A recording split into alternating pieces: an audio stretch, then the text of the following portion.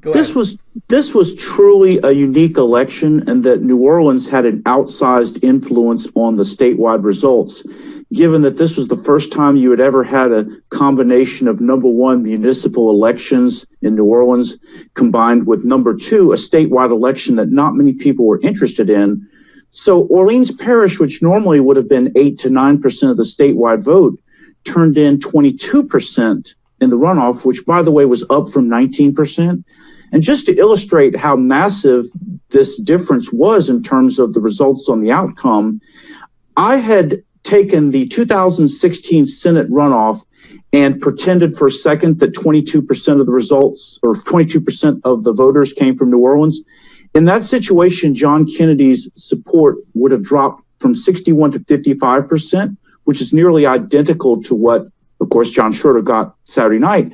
And to further titillate you with just how massive New Orleans' influence was on the statewide vote, if we had gone all the way back to 2014 and made Orleans Parish 22% rather than 8% of the statewide vote, Mary Landrieu would have been reelected by 8,500 votes.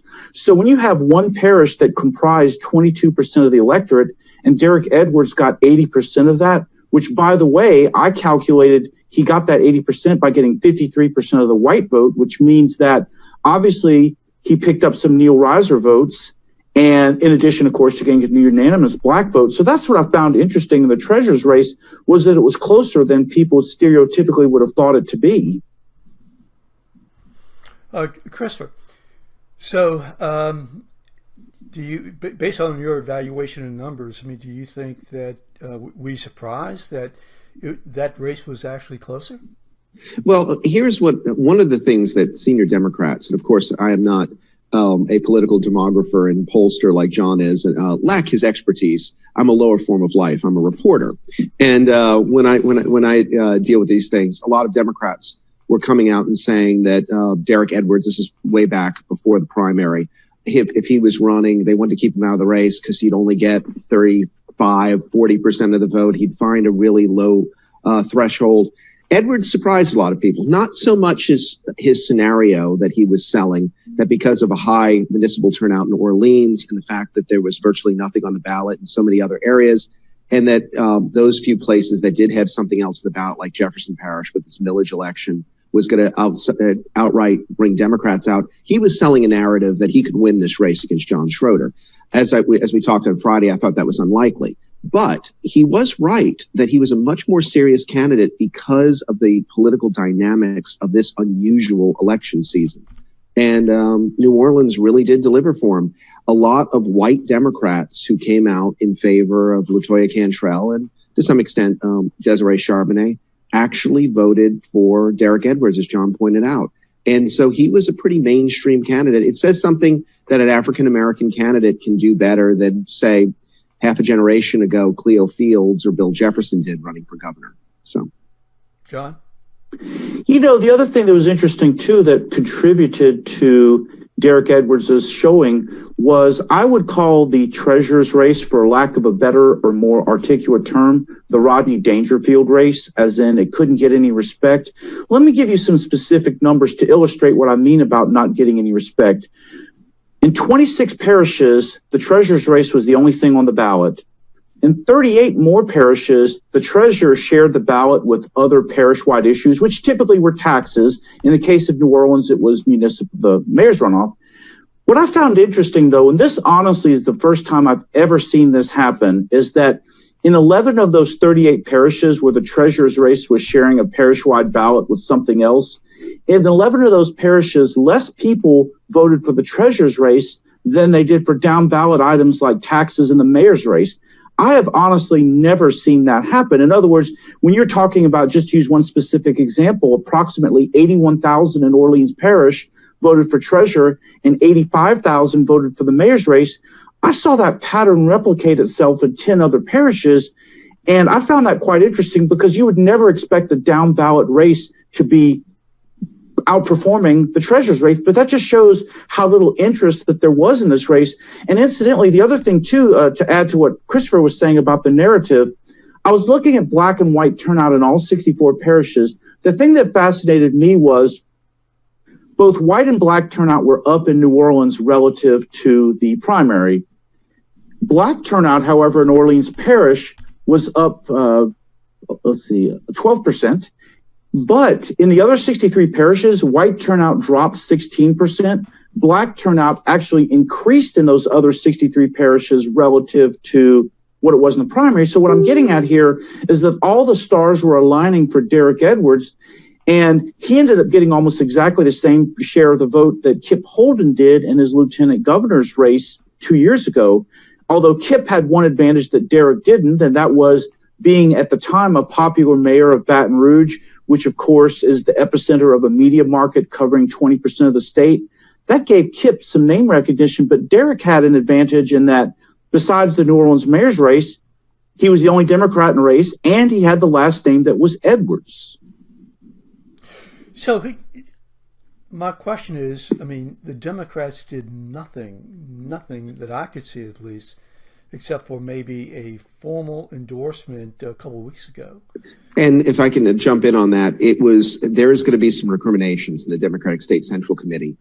There's going to be some people who will come out and said, if we put a little money, a little effort behind Edwards, maybe so. I agree. There were a lot of people who were going to the polls, some voting for Derek Edwards, some voting for what they thought was John Bell Edwards or Edwin Edwards or somebody else named Edwards. I will point out that the only time that I've ever seen the top of the ballot issues get less, it has never happened than the down ballot issues in judge races, the tax message. I've never seen it on a parish level, just like John. I've seen it on precinct levels in New Orleans when you had two Republicans running for Secretary of State or for one of the top runoff abilities. A few times we've had that happen where people actually skipped that ballot. But I have never, and John's right, I've never seen it. I don't think we've ever had an election where you had a Republican and Democratic turnout where people just skipped it. Even the governor's race with Cleo Fields and Bill Jefferson, where there was not a whole lot of enthusiasm amongst white Democrats for the Democratic standard bearer. It makes one wonder if there had been a little bit of Democratic money behind Edwards, would he have won? My guess is it would have been even closer and Schroder would have pulled it out based on the Republican tilt of the state. But at 55%, when Edwards effectively had so little money, he was having trouble paying for gas to get around the state. That really says 45% of the vote for a Democrat. That says this was the one opportunity.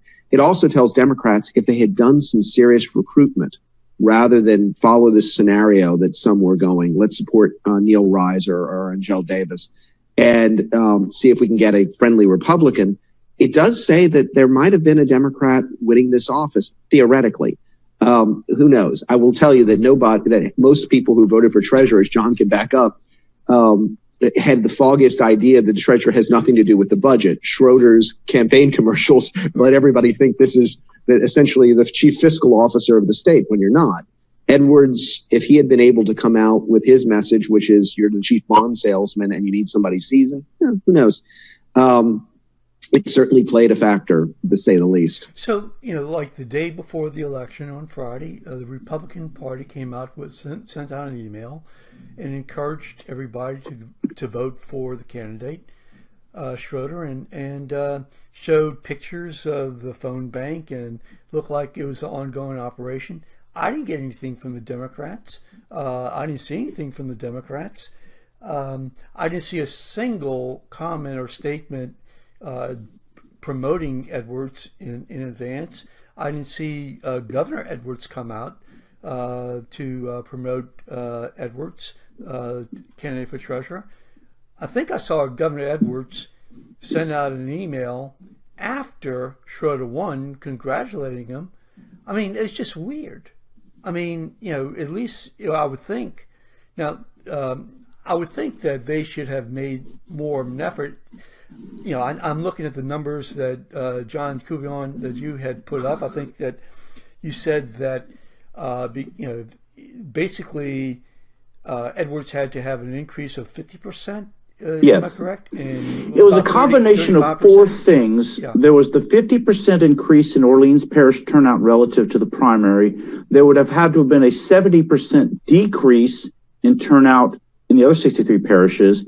And then I had calculated that since in Orleans and East Baton Rouge parishes, those two parishes theoretically had crossover Republicans, as in people in state government who knew Angele Davis from her time at the state capitol, but were Democratic leaning otherwise and voted for her in the primary. And then, of course, given the work that Neil Reiser did with Democrats in New Orleans, I thought theoretically that those were not Republican voters that Reiser was getting. Edwards had to have gotten 58% of the vote that went to Davis or Reiser in those two parishes, combined with the other two metrics I gave you for Edwards to have won. So in other words, it was a very steep climb. Mm-hmm. And though, needless to say, none of those four things happened. But the thing that did happen, which interested me, was the fact that I saw a double-digit white turnout decrease in the rest of the state, whereas it increased a little bit for black voters in the other 63 parishes. So in other words, the stars were aligning themselves for Edwards. It was such an outlandish set of things that had to happen. I never once bought the conventional wisdom that, with all due respect, some reporters were peddling around about Edwards winning, because where the flaw was they didn't actually run the numbers to see what it would take for that to happen. And once you ran the numbers like I did, you could clearly see how ridiculous of a scenario it was. So in other words, I was deliberately playing the bad guy because I don't like conventional wisdom that's not backed up with data. Mm-hmm. Well, in fact, I was one of those people who actually wrote a column suggesting that could happen. And yeah, you're right. It wasn't backed up with data. It was just, it wasn't. I didn't have the data. But as soon as I got the data from you, then I put it up and discounted what I had previously said. It just sounded like a logical thing, but yeah, right. I mean, data really matters. Go ahead, Chris.